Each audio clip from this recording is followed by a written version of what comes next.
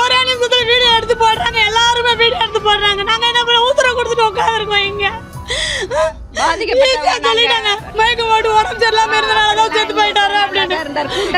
வச்சிருக்காரு அவரு. சும்மா ட்ரீட்மெண்ட் எடுக்கிற ஆளெல்லாம் கிடையாதுங்க.